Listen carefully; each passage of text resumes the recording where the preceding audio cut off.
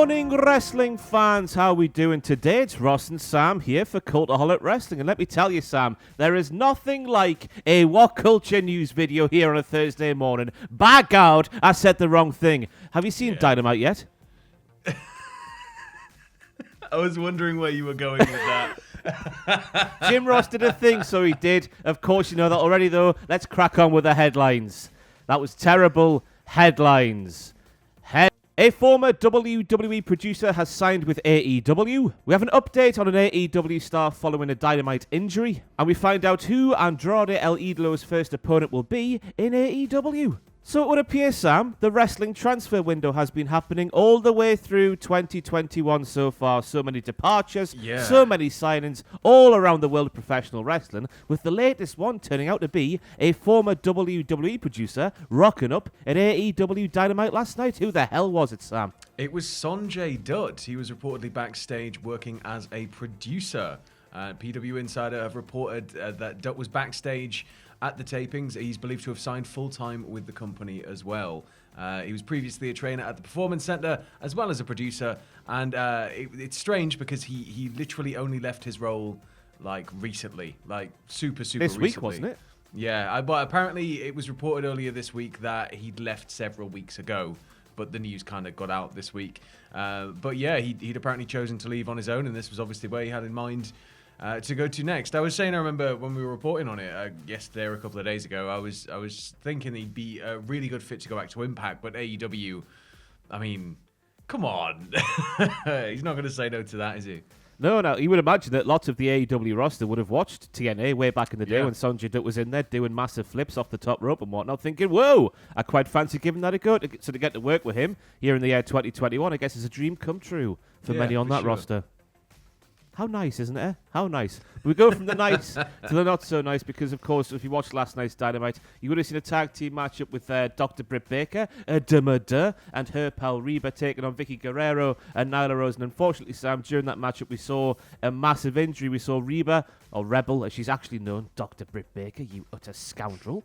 What's wrong with you? We saw her trying to break up a pinfall, then she sort of rolled herself out the ring, and then we saw footage on Twitter later on after the matchup of her getting sort of carried away by the medical team for AEW. And what's wrong with Reba, Sam? It's horrible news today. I'm just trying to find out. So at one point during the match, she broke the cover, as you said. She had to then pull herself out of the ring, and it's because she had... she dislocated her kneecap. Yeah, that was it. Sorry, I was trying to find it on the page. I was like, it's somewhere in there. She dislocated her kneecap. I didn't want to say the wrong thing, but I mean, that just sounds gnarly. Could you imagine your kneecap just... moving to the side? Just going for a little jog around your limbs? No.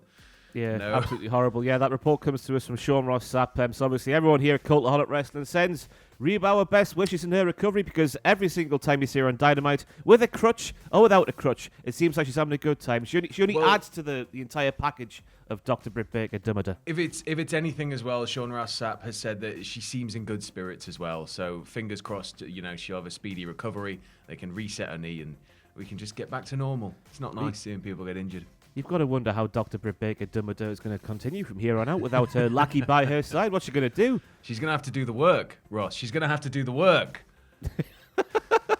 And of course, we have now found out as well Andrade El Idolo's AEW debut opponent. And if you saw last week's Dynamite, not the one that took place last night, but the one that took place on Saturday, this debut matchup for Andrade El Idolo will not be a surprise, because as we saw, Vicky Guerrero came out. She was going to go, here's a big announcement. Zelina Vega's coming to AEW. That's what the big announcement's going to be, isn't it, Sam?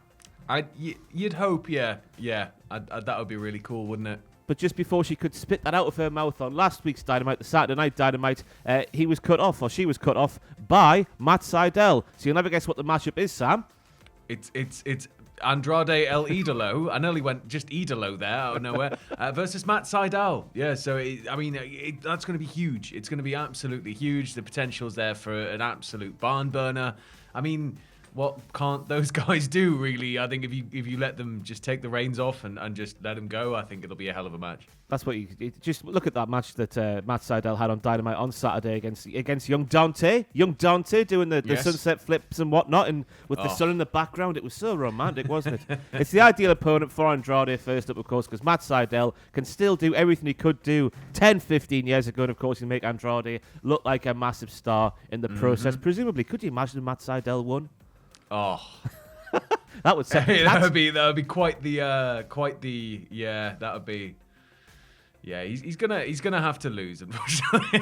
So of course this match will be taking place on a special edition of Dynamite, which is Road Ranger, the Road Ranger edition of Dynamite. Which I don't know what that means to you. Any sort of connotations for that, Sam? I hear the word Ranger and Road. Rager, sorry. Rager. Okay, yeah, that just sounds like they're going out on a bit of a tour. Oh, I'm on the road. All the wrestlers having a bit of a drink, getting on the tour bus, having fun, doing some pranks on each other. I've got a raging boner on the road. Come on. I thought you said Ranger, and I was like, that just sounds like a big Jeep.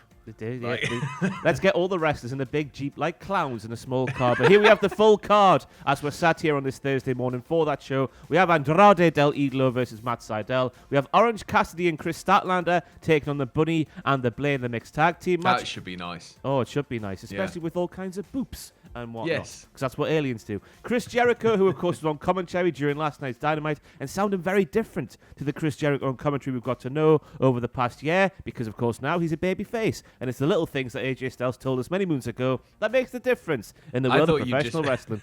I thought you just meant his actual voice, like he said, "Hello, guys, I'm Chris Jericho." Well, Chris Jericho, who is now from North Yorkshire, is going to be facing off against MJF just in a face-to-face thing. Come here, MJF. I'm going to get my hands on you. Let me take you over my knee and spank you, MJF. Then we have the tag team champions, of course, the Young Bucks, and their new facial hair. Sam, have you seen their new facial hair? Yes, yeah. Joe Exotic is now Nick Jackson. That's what I've took from last night's Dynamite. They'll be taking. I couldn't quite. The image clashed so much in my brain that I was just like, what am I even looking at? And then it clicked, and it was like, It's horrible. Wait, that's what they're looking for, isn't it? Just to go, oh my God, that's horrible. Perfect. It is perfect. But they'll be defending their tag team championships against Peltner El Zero Miedo, No Fear and all that stuff, and his partner and best pal in the world, Eddie Kingston. Then we'll see Cody Rhodes versus QT Marshall in a strap match. I thought that maybe Elias versus Jackson Ryker in a strap match was quite unappealing as a matchup. I don't know if that's just as unappealing to me. I just don't like strap matches, and I don't like QT Marshall. They're a hard thing to kind of get the build right for in this day and age, I think. The strap match wasn't one of those stipulations that got carried around so much in the 90s, and it was... I think we don't really have any romance for it, do we, in our nostalgia for wrestling, so... Yeah. And then we have, finally, the Inner Circle, which is Santana, Ortiz, and Jake Hager, and his FOMA.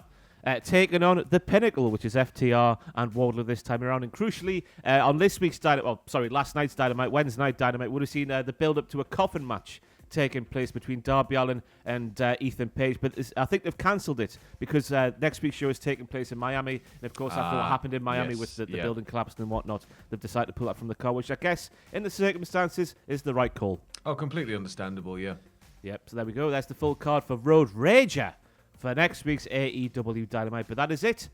Bad calls at the start of the video like Jim Ross and all of that aside. That's it for this news video. You've had a good time, I was Sam? really wondering where you were going with that. I was about to be like, I should have said something before we started the video because I was hoping you'd seen last night's Dynamite. Then I realised, it takes place during the middle of the night for us when we're fast asleep, so it probably hasn't. But there we go. We'll be back with some more news later today. Thank you for watching. I've been Ross. He's been Sam. We'll see you in a bit.